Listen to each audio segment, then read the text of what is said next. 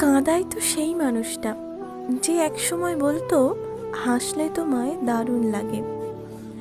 অন্ধকারে কখনোই নিজেকে অসহায় ভেবো না।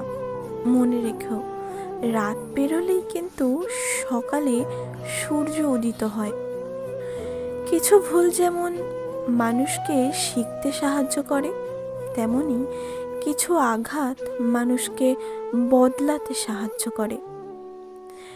এটা বর্তমান দুনিয়া কারো উন্নতি বা প্রশংসা সহ্য করতে পারে না।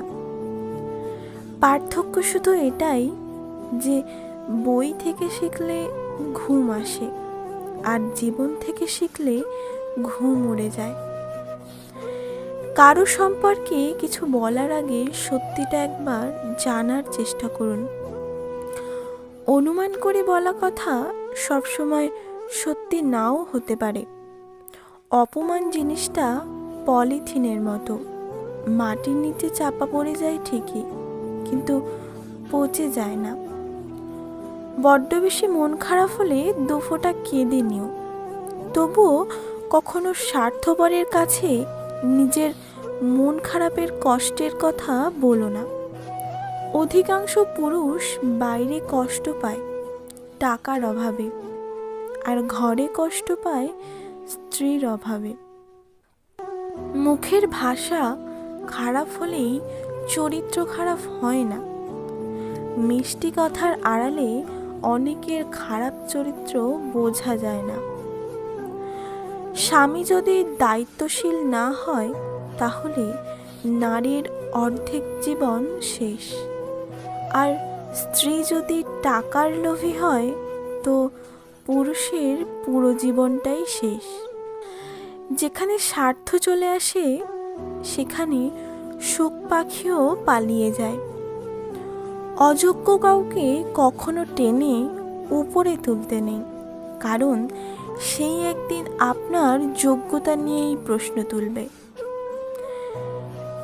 জীবন সংগ্রাম হয়তো একেই বলে, যেখানে একটা সময় বৃষ্টি হলে স্কুলে যেতাম না, সেখানে আজ ঝড় হলেও কাজে যেতে হয়। টাকা এক অদ্ভুত জিনিস, থাকলে সকল সমস্যার সমাধান করে দেয়, আর না থাকলে আপনদেরও পর করে দেয়। জীবনে এমন কাউকে খুঁজে পাওয়া খুবই ভাগ্যের ব্যাপার, যে তোমার থেকে দূরে থাকলেও তোমার সুখ ও দুঃখ অনুভব করে। জীবনে কখনো কারো প্রতি এতটাও নির্ভরশীল হওয়া উচিত না, যার কারণে মানুষটা হঠাৎ করে জীবন থেকে হারিয়ে গেলে নিজের গোটা পৃথিবীটা অন্ধকার হয়ে যায়।